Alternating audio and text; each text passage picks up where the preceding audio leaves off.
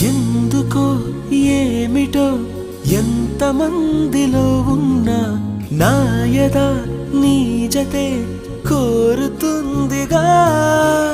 ఒంటరి దారిలో నాకు తోడువైనావు, ఎన్నడూ నీడగా వెంట ఉండవా.